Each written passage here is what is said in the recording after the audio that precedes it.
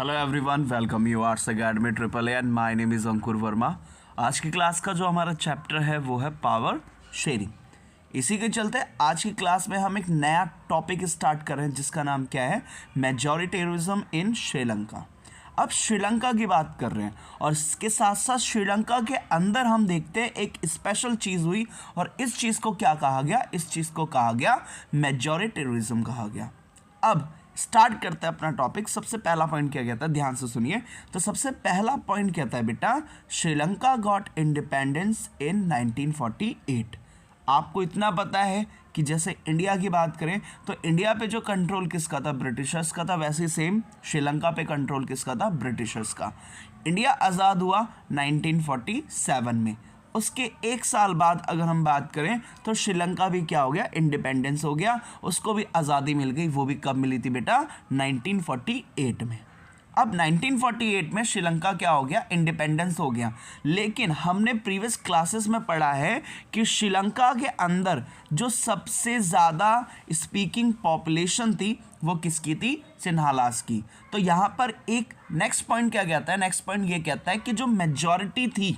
अब मेजॉरिटी क्या होती है, मेजॉरिटी मतलब ये होता है कि जो नंबर्स में बहुत ज़्यादा होते हैं। जैसे कि फॉर द एग्जांपल अगर कोई पर्सन है, मान लीजिए सपोज करते हैं यहाँ पे 5 पर्सन है, 1 2 3 4 और इसके साथ साथ 5।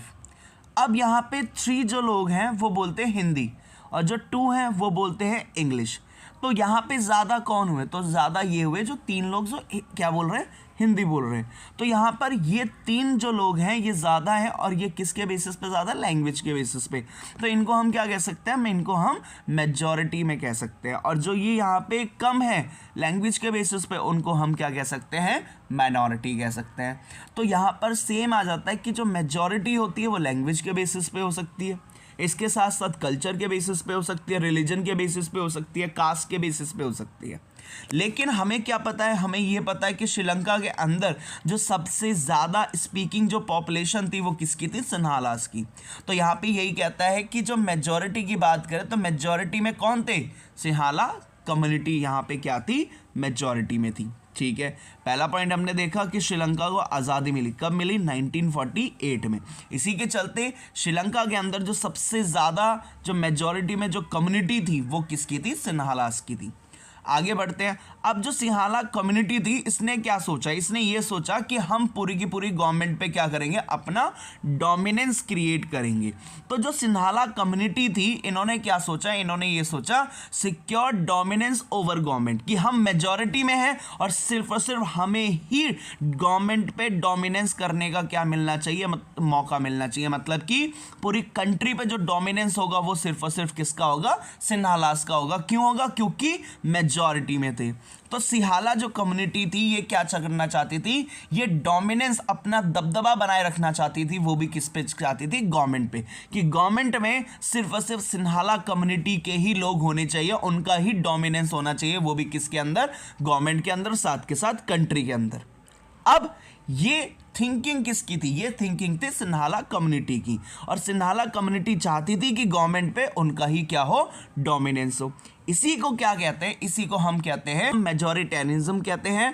अब बात करते हैं, अगर आपसे पूछ लिया जाए कि मेजॉरिटेरियनिज्म क्या होता है तो सबसे इसको सिंपल डेफिनेशन में क्या कहा गया, a believe that the majority community should be able to rule a country in which ever way it want by disregarding the wishes and needs of the minority। जब मेजॉरिटी कम्युनिटी क्या चाहती है, तो majority community का believe है, क्या believe है, कि majority community should be able to rule a country.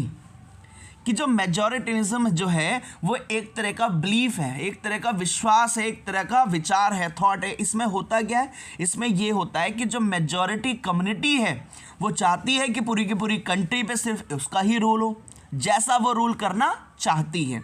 साथ के साथ वो डिसरिगार्डिंग करती है, disregarding the wishes and needs of the minority. मतलब कि पूरी कंट्री पे अगर चले तो सिर्फ और सिर्फ मेजॉरिटी कम्युनिटी की चले और जैसा वो चाहे वैसे ही पूरी की पूरी कंट्री में हो, और वो बिल्कुल भी रिस्पेक्ट नहीं करेगी, बिल्कुल भी माइनॉरिटी जो लोग हैं उनके बारे में नहीं सोचेगी, और साथ के साथ उनको डिसरिगार्ड करेगी, उनकी विशेस को और उनकी नीड्स को। इसी चीज़ को क्या कहा गया? इसी चीज़ को कहा गया मेजॉरिटेरिज्म कहा गया। तो एक बार फिर से देख लेते हैं कि मेजॉरिटेरिज्म क्या होता है। तो इसमें क्या होता है? एक ऐसा बिलीफ जिसमें मेजॉरिटी जो कम्युनिटी है वो अपनी मर्जी से कंट्री पे रूल करे जैसे उसे करना है, और साथ के साथ वो डिसरिगार्डिंग करती है। किसकी विशेस और नीड्स को डिसरिगार्ड करती है? जो वहां पे माइनॉरिटी कम्युनिटी है। तो बेसिकली यहां पे ये कहा गया कि जो सिन्हाला कम्युनिटी थी वो ये चाहती थी कि पूरी की पूरी कंट्री पे ही उसका रूल हो, और जैसा वो रूल करना चाहती है वो वैसे ही रूल करे, और साथ के साथ वो बिल्कुल भी तमिल्स की जो विशेस है नीड्स को उनको बिल्कुल भी ध्यान नहीं देती। अब एक बार फिर से रिकॉल कर लेते हैं। बेसिकली जो हम टॉपिक डिस्कस कर रहे हैं वो यही है कि श्रीलंका के अंदर हम क्या देखते हैं? मेजॉरिटेरियनिज्म। तो इसमें सबसे फर्स्ट पॉइंट निकल के आता है। सबसे फर्स्ट पॉइंट क्या कहता है? श्रीलंका गॉट इंडिपेंडेंस, कि श्रीलंका को आज़ादी मिली। क्या मिली? 1948 में। और वहाँ पे जो मेजॉरिटी में कम्युनिटी थी वो किसकी थी? सिन्हालास की। और सिन्हालास क्या चाहते थे कि पूरी की पूरी गवर्नमेंट पे उनका ही क्या हो? डोमिनेंस हो, कि उनकी चले, उसके अलावा किसी के ना चले।